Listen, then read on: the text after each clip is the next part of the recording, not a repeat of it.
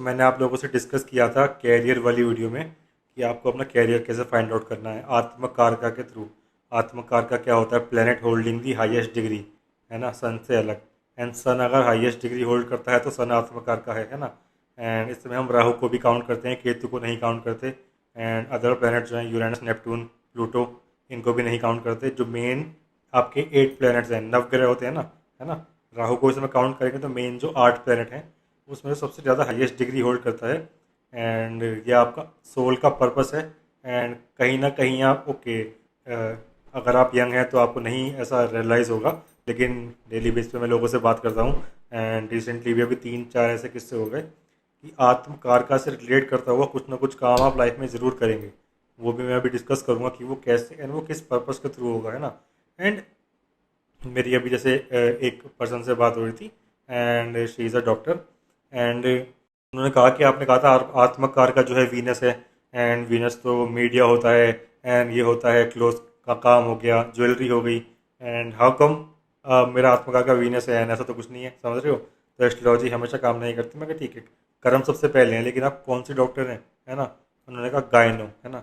And गायनो किससे deal करता है? फीमेल ओवरी से डील करता है, एंड वो वीनस रिप्रेजेंट करता है ना। एंड ऐसा ही एक सिनेरियो मेरे साथ हुआ अभी कि आत्मकार का क्या बनता है? मार्स। एंड मार्स कैसे कि मार्स केवल प्रॉपर्टी, मैंने कहा कि मार्स रिलेट करता है कोई भी लैंड से रिलेट काम, प्रॉपर्टी से रिलेट करता हुआ काम। क्योंकि ऐसा तो हम कोई काम नहीं करते, हमें प्रॉपर्टी बिजनेस में कोई इंटरेस्ट नहीं है एंड ना हमें करना आता। मैंने कहा क्या काम करते हैं आप? कि जनरल स्टोर का काम है हमारा, है ना। एंड जनरल स्टोर में क्या चीज़ें सेल आउट होती हैं, ठीक है। लैंड पे क्या उगता है? अनाज उगता है लैंड के ऊपर, है ना। एंड वो उगता है, उसको सेल करते हैं, तो वो लैंड से रिलेटेड काम है। एंड इवन जो शेफ होते हैं वो भी आत्मकार का मार्स से रिलेट करते हैं, है ना। एंड थर्ड सिनेरियो की okay, I was in a career consultation कि अब मेरे को आई डॉक्टर बनना है ना। तो आई जस्ट सब कुछ देखा मैंने। सन, क्योंकि आई साइट क्या होती है? सन, सन रिप्रेजेंट करता है। एंड आई सर्जरी के लिए सबसे इंपॉर्टेंट चीज़ क्या देखनी होती है कि आपके हाथ जो हैं वो अच्छे से चलें, ठीक है। वो बहुत स्टेडी होने चाहिए। एंड हैंड्स कैसे देखते हैं? थर्ड हाउस से देखते हैं। एंड वहाँ पे अगर कोई मेलिफिक बैठा हुआ है तो ऑब्वियसली हैंड्स आपके सर्जरी में अच्छे से वर्क नहीं करेंगे। सो बेस्ड अपॉन डेथ की अगर आपको एक मेडिकल फील्ड में भी जाना है तो आत्मकार का लेट्स से वीनस है तो गायनो हो गया, लेट्स से मून है तो something related to blood test, pathology lab वगैरह, है ना। एंड अब मैं डिस्कस करूँगा जो आत्मकार का आपका जैसे कोई भी प्लेनेट हो, कोई भी आपका प्लेनेट हो, आप किसी भी प्रोफेशन में हो, क्योंकि देखो और प्लैनेट्स भी वर्किंग में होते हैं, लेकिन सम हाउ सम जो आपका ये पेंडिंग कर्मा है वो आपको पे ऑफ जो है आत्मकार का आपसे करवाएगा ज़रूर। जैसे आपका कोई भी प्लेनेट है इन आठों में से, राहु को मिला के, सन को भी, आपका आत्मकार का पहले घर में बैठा है, तो इस लाइफ में आप क्यों आए हैं? इस लाइफ में आप इसलिए आए हैं ताकि आप अपने ऊपर काम कर सकें। आप कोई भी प्रोफेशन में हो, ठीक है, आप अपने ऊपर काम करने के लिए यहाँ पे आए हैं। एंड क्योंकि लास्ट लाइफ में आपने औरों के लिए काम किया था और लोगों को राइज करने के लिए उनकी हेल्प करी थी। एंड इस लाइफ में आप अपनी हेल्थ का अपने ऊपर अपना फोकस करने आए हैं, क्योंकि फर्स्ट हाउस से सेवन्थ हाउस हो गया पब्लिक फिगर, ठीक है। एंड सेम अगर आत्मकार का आपका सेकेंड हाउस में चला गया तो you are here in this life, समझ रहे हो। आप मनी मैटर्स से डील करने आए हैं एंड फैमिली से डील करने के लिए आए हैं। एंड उस चीज़ में आप मिस्टेक्स करेंगे। एंड अगर आपका आत्मकार का थर्ड हाउस में बनता है तो आप अपने सिबलिंग से डील करने आए हैं, फादर इन लॉ से, ठीक है। उनके साथ आपको कार्मा आपको पे ऑफ करना है, उनकी टेक केयर करनी है आपको, है ना। एंड एंड आपका ट्रैवल बहुत ज़्यादा होगा स्ट्रेट के अक्रॉस, समझ रहे हो। इंटर स्टेट ट्रैवल बहुत ज़्यादा हो जाता है थर्ड हाउस में अगर आपका कोई भी प्लैनेट आत्मकार का बनता है। अगर फोर्थ हाउस में आपको कोई भी आत्मकार का बनता है तो आप इस लाइफ में अपने घर की जो है घर की आपको टेक केयर करनी पड़ेगी, अपनी मदर की आपको टेक केयर करनी पड़ेगी। ऐसा भी हो सकता है कि लाइक ठीक है कि मेरा ये करने का जी नहीं था प्रोफेशनली, लेकिन मेरी मदर ने ऐसा कहा तो मैंने कर लिया, समझ रहे हो। मदर की टेक केयर करने आप, ठीक है।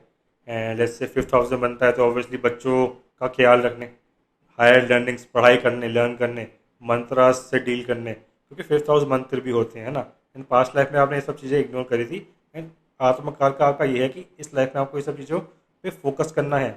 सिक्स हाउस में अगर आपका बनता है तो इट्स लाइक और लोगों की सफरिंग से आपको डील करना पड़ेगा, चाहे वो ऑफिस में हो, चाहे वो बाहर आपको लोग अगर ऐसे टकराते हैं तो मैक्सिमम लोग ऐसे टकराएंगे आपको जो सफ़र कर रहे होंगे।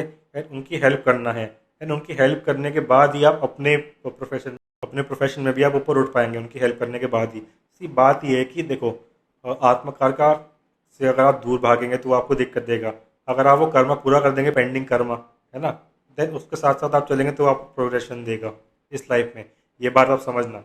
देन अगर सेवन्थ हाउस में तो ऑब्वियसली स्पाउस से रिलेट करेगा। आपको बहुत ही आपका कर्मा कर्मा जो है, कार्मिक पैटर्न जो है, स्पाउस के साथ, पब्लिक डीलिंग के साथ, dealing with the whole world, क्योंकि first house seventh house public dealing भी होता है स्पाउस के साथ साथ, है ना।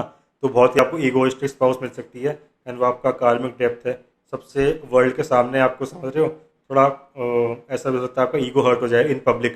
ठीक है, लेट्स से चलो एट्थ हाउस में आपका बनता है आत्मकार का कोई भी प्लैनेट आपका है, तो आप हेयर इन दिस लाइफ वो अपनी स्पाउस की फैमिली की हेल्प करने के लिए, आपका पार्टनर चाहे मेल हो चाहे फीमेल हो, स्पाउस की फैमिली की हेल्प करने के लिए आप यहाँ पे आए हैं।